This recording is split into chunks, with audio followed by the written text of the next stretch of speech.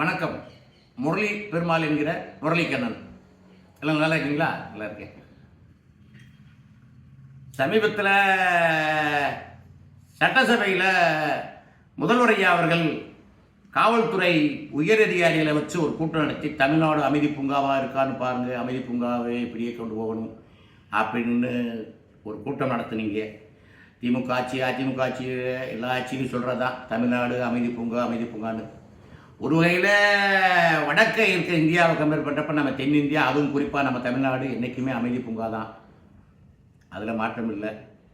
இதுவரையிலும் அமைதியாக இருக்குது. அதே நேரத்தில் நீங்கள் உங்களுடைய சகாப்தம், உங்கள் ஆட்சி சகாப்தம் தொடங்கினப்பையே தமிழ்தாய் வாழ்த்து 3வதாக போச்சு, அமைதியாக இருந்தீங்க. ரைட்டு. சட்டசபையில் உங்களுக்கு ஆதரவு தெரிவிக்கிற விஷயத்தில் அதிமுகவில் 2 குரூப்பாக பிரிஞ்சு சண்டை போட்டாங்க, அப்பயும் அமைதியாக இருந்தீங்க. ரைட்டு. அது கூட சபாநாயகர் வேலை, நீங்கள் ஐயா ஒன்றும் பேச முடியாது. ரைட்டு. அடுத்து எதிர்க்கட்சி தலைவர் உதயநிதி சனாதனம் அது இதுன்னு பேசிட்டு நீங்கள் எப்படியோ ஆட்சி நடத்திட்டு போங்க, நாங்கள் வெளிநடப்பு போகிறோன்னு ஒரு வகையில் உங்களுக்கு மறைமுகமாக உதவி செஞ்சுட்டு உங்கள் ஆட்சி அமைக்கிறதுக்கு ஸ்டாலின் ஐயா மூலமாக வாழ்த்தை தெரிவிச்சுட்டு அவங்க வெளியே போயிட்டாங்க. ரைட்டு.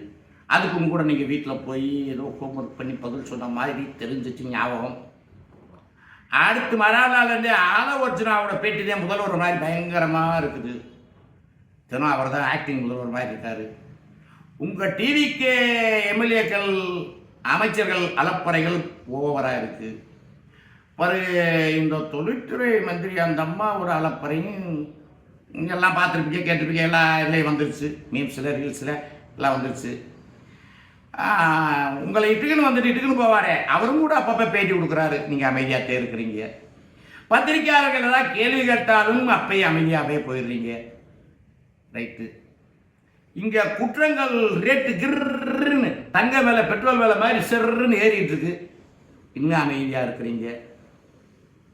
சமீபத்தில் திருச்சிக்கு வந்தீங்க, அப்பையும் பிரச்சாரத்தையும் பண்ணீங்க. அடுத்து உங்கள் திட்டங்கள் என்ன செய்ய போகிறீங்கிறத நீங்கள் சொல்லலை.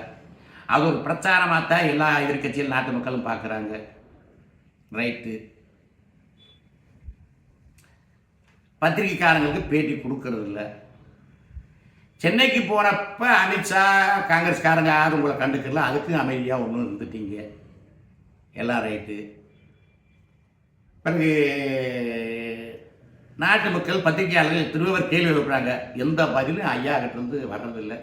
நீங்கள் கொஞ்சம் அமைதியான சுபாவம் சொல்கிறாங்க சினிமா துறையில் எல்லாரும், தப்பு இல்லை. அது நீங்கள் அப்போ வெறும் நடிகர் விஜய், இப்போ எங்கள் முதல்வர் நீங்கள்.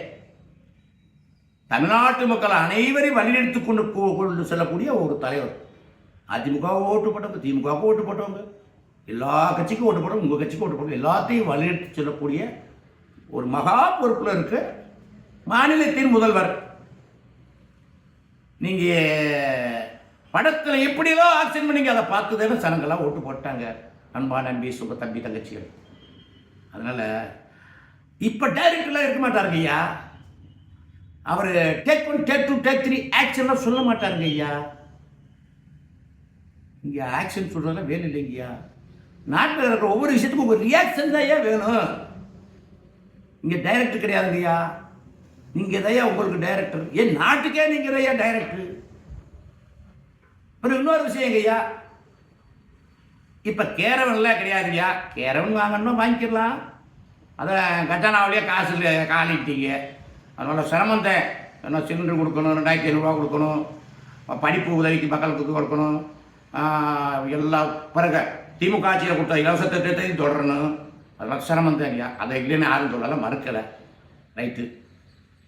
அதனால நீங்கள் கொஞ்சம் மொத்தம் மாதிரி இப்போ கீரவன்லாம் கிடையாதுங்கய்யா. கேரவன் மாதிரி எல்லாம் போய் நீங்கள் அமைதியாக இருந்தீங்கன்னா வாரவன் போகிறவன் எல்லாம் பேசிடுவாங்க ஐயா. அப்புறம் அது யாரவன் சொல்லி நீங்கள் போலீஸை விட்டு தேடுற வேலை நல்லா இருக்காதுங்க ஐயா. யாரோ ஒருத்தர் தப்பு தவறலாம் வார்த்தையை விட்டுருவாங்க, நம்மெல்லாம் அப்படி பேசுறது இல்லைங்கய்யா. என்ன இப்போ உங்களுக்கு கேரவன் இல்லைங்கய்யா.